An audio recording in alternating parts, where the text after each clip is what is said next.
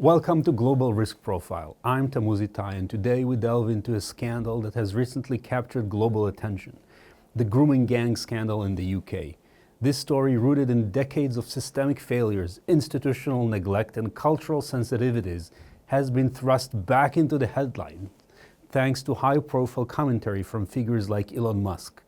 Musk's tweets on the subject reignited a heated debate, drawing fresh scrutiny to a case that continues to divide public opinion.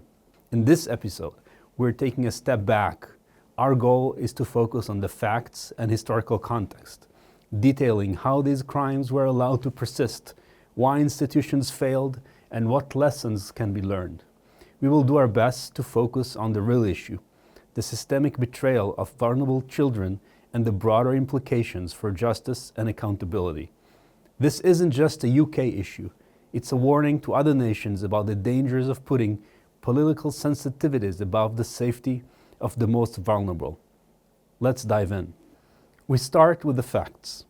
Across dozens of UK towns and cities in northern England, thousands of young girls, primarily from vulnerable backgrounds or the care system, were systematically targeted, groomed, and exploited by organized gangs.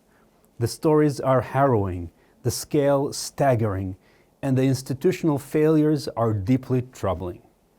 In each case, these young girls were lured with gifts, alcohol, and drugs, manipulated into dependency, and then subjected to repeated abuse.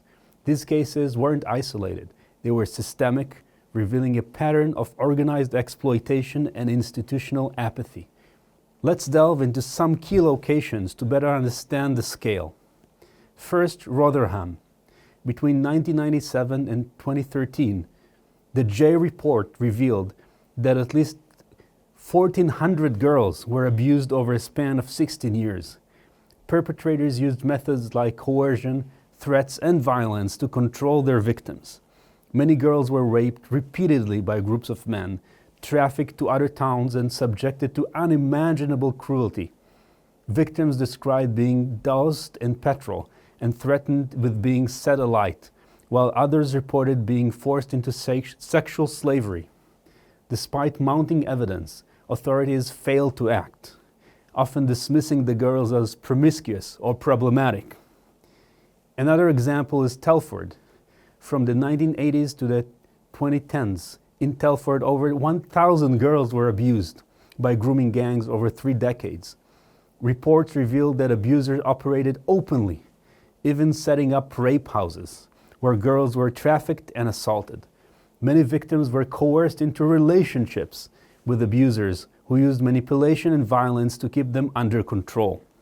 One of the most shocking cases was Lucy Lowe, a 16-year-old murdered alongside her family by her abuser, Azhar Ali Mahmoud, after she became pregnant with his second child. Her death became a chilling warning for other victims, silencing them through fear. Another example, Manchester in the 2000s. Operation Augusta uncovered systemic exploitation of at least 57 girls by a network of over 100 men. Victoria Agoglia, a 15-year-old in care, repeatedly reported her abuse to social services, describing being injected with heroin by her abuser. Despite these warnings, authorities failed to intervene. Victoria's death from a heroin overdose became a symbol of institutional neglect. Beyond Rotherham, Telford, and Manchester, similar patterns emerge in Rochdale, Oldham, Oxford, and Bradford. The crimes themselves are horrifying, but the systemic failures that allow these abuses to persist are equally damning. Let's break this down in more detail. First, police inaction and suppression of evidence. Time and again, police forces had clear evidence of grooming gangs but chose to ignore it. In Manchester, a whistleblower from Greater Manchester Police revealed that officers were instructed to find other ethnicities to investigate, fearing backlash for targeting predominantly Asian men. This directive came despite overwhelming evidence against the grooming networks operating openly in the area. In Birmingham, a 2010 report detailed how gangs were targeting schoolgirls, with over 100 victims identified and 75 suspects named, most of whom had a history of sexual violence, However, the report was suppressed ahead of the general election to avoid inflaming racial tensions. Also, there was neglect by social services. Social workers often dismissed victims as rebellious teenagers or complicit in their abuse.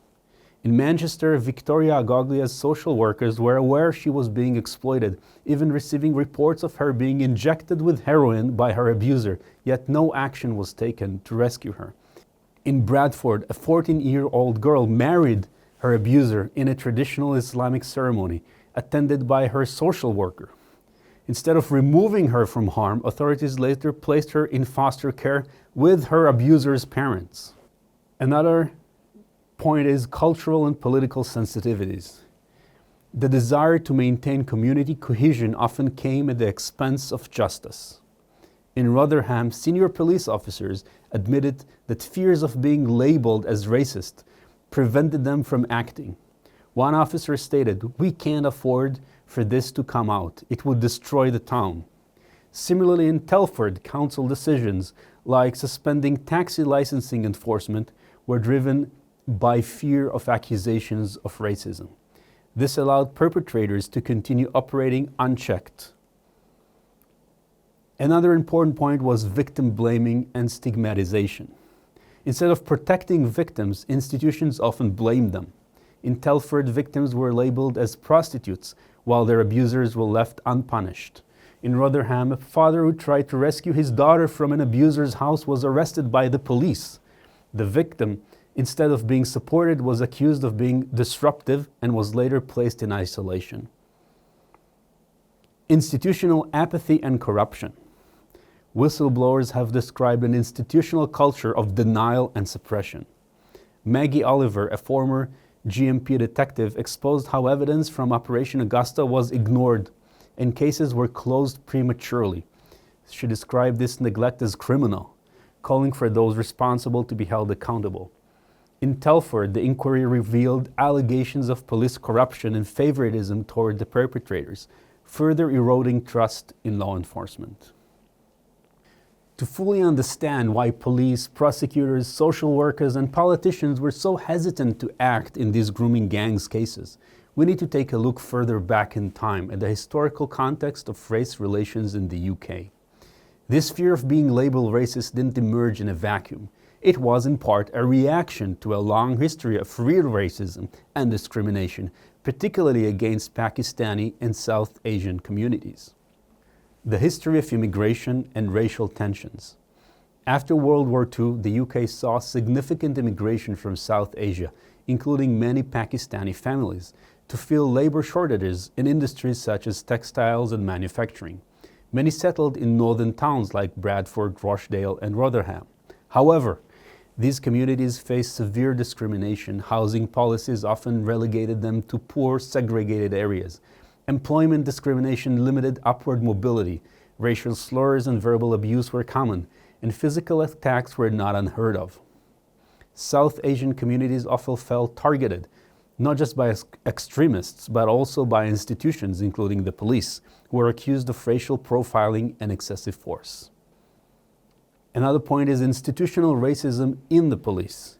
In 1999, the McPherson report labeled the Metropolitan Police as institutionally racist after mishandling the Stephen Lawrence murder case.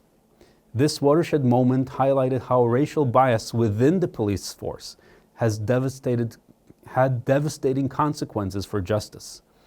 The report was a wake-up call, but it also created a climate of heightened sensitivity within law enforcement. Police officers became wary of any actions that might appear discriminatory, fearing accusations of racism could damage their careers and their institution's reputation. This has led to overcorrection and political sensitivity. By the 2000s, this sensitivity began to manifest as an overcorrection. Institutions became increasingly hesitant to address issues involving minority communities for fear of being accused of racial bias. For example, in towns like Rotherham, senior police officers explicitly admitted that the fear of racial tensions or being labeled racist played a role in their reluctance to investigate grooming gangs, comprised of predominantly Pakistani men. This hesitancy wasn't just a reaction to present concerns. It was shaped by decades of mistrust between minority communities and the authorities. In the past, poorly handled actions by police or politicians often led to serious consequences, including riots. The 2001 riots in Bradford, for example, were triggered by clashes between far-right groups and South Asian communities, but were exacerbated by long-standing grievances about police discrimination and neglect. Politicians and local councils feared that exposing grooming gangs primarily composed of Pakistani men would reignite such tensions, leading to unrest and further eroding trust between communities. The consequences of overcorrection. While the fear of being labeled racist stemmed from real historical injustices, it ultimately contributed to a new form of injustice. In prioritizing community cohesion and avoiding political backlash, institutions allowed abuse to continue unchecked. This raises a difficult question. How can societies address past wrongs while ensuring that fear of accusations doesn't lead to the neglect of vulnerable groups? The grooming gang scandal might have remained buried if not for the courage of whistleblowers, journalists, and a few determined public officials. Let's explore how these abuses came to light and the steps that authorities were eventually forced to take. The role of whistleblowers. Maggie Oliver, a former detective for Greater Manchester Police. Oliver played a pivotal role in exposing the failures of Operation Augusta. She resigned in protest after her supervisors refused to act on evidence she helped uncover. Through media interviews and public testimony, she brought national attention to the systemic neglect of victims. Other whistleblowers within law enforcement and social services also risked their careers to highlight these abuses. Many faced retaliation, with some being silenced or dismissed. Investigative journalism played a role. The Times' Andrew Norfolk groundbreaking investigation in 2011 revealed the extent of the abuse in Rotherham and beyond. By accessing restricted documents and interviewing survivors, he exposed a conspiracy of silence within councils, police forces, and social services. Norfolk's reporting was instrumental in triggering the public outcry that led to formal inquiries. Official inquiries and reports eventually came. The Jerry Report of 2014, this landmark report detailed the abuse of at least 1,400 girls in Rotherham between 1997 and 2013. It highlighted systemic failures across multiple agencies, including law enforcement and local councils, and emphasized how concerns over race relations often took precedence over protecting victims. Case reviews. Similar reviews were conducted in Telford, Manchester, and Rochdale. These reports confirmed patterns of institutional neglect and identified systemic issues such as inadequate training, lack of interagency coordination, and biases against victims. There were also criminal investigations and prosecutions.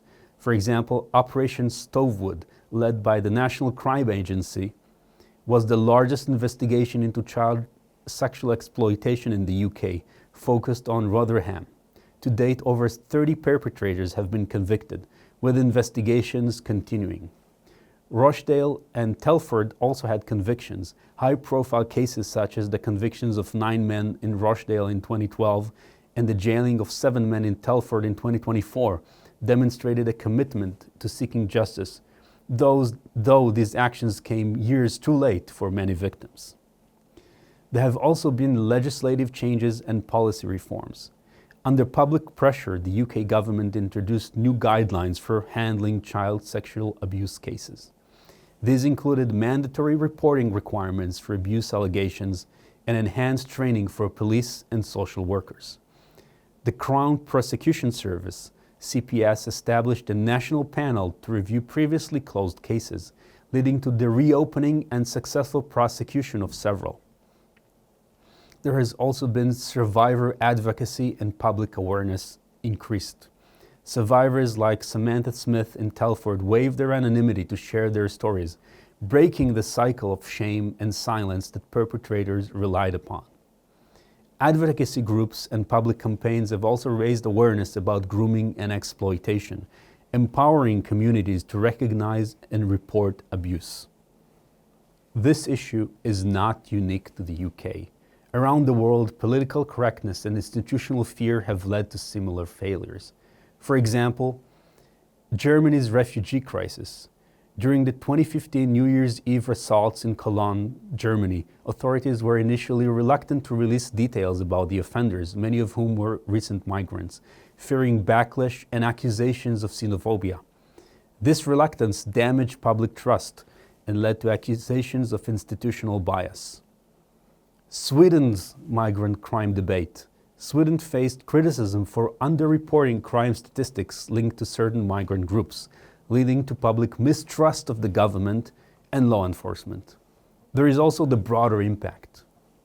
When institutions prioritize political correctness over protection, they risk fostering cynicism, resentment, and division within communities. Victims feel betrayed, communities lose trust in leadership, and the social fabric erodes. Maybe before we conclude, one final remark. To understand the grooming gang scandal fully, we need to look beyond specific communities and consider broader societal factors. Could the actions of these perpetrators, horrifying as they are, reflect a wider deterioration of moral values within society as a whole, manifesting in different ways across different social and cultural contexts? Let's examine the idea. Over recent decades, many commentators have pointed to a general decline in societal norms, with hyper-individualism, materialism, and the commodification of relationships playing a significant role. In mainstream culture, this has often manifested as the objectification of women, a normalization of exploitative power dynamics, and a widespread desensitization for suffering. For instance, the rise of highly explicit online content, the exploitation of vulnerable individuals in industries like entertainment, and the frequent glamorization of unethical behavior in media all contribute to a culture where boundaries are blurred and exploitation can thrive. In certain insular communities, the same underlying moral decay took on a different form, filtered through the cultural and structural factors. While traditional norms like family honor and community loyalty might suggest stricter moral guidelines, these values were twisted by perpetrators who compartmentalized their behavior. They rationalized their actions by targeting individuals they perceived as outsiders, those who didn't belong to their cultural or religious group, while upholding propriety within their own families. This dual morality, one set of standards for the in-group and another for outsiders, allowed these crimes to flourish unchecked within their social circles. It's worth noting that the exploitation of vulnerable people is not exclusive to any one group or community. Similar patterns of predation and institutional failure can be found in mainstream society, albeit in different forms. Consider the Epstein scandal in the US, where powerful individuals exploited vulnerable young women while institutions failed to hold them accountable. What we see in these grooming cases is the intersection of broader societal trends with community-specific dynamics. In mainstream society, exploitation might manifest in high-profile scandals involving elites or corporations. In certain insular communities, it manifests through tightly knit networks where perpetrators exploit the lack of external scrutiny. Both reflect a failure to uphold universal moral principles, such as the inherent dignity of every individual, the protection of the vulnerable, and the pursuit of justice.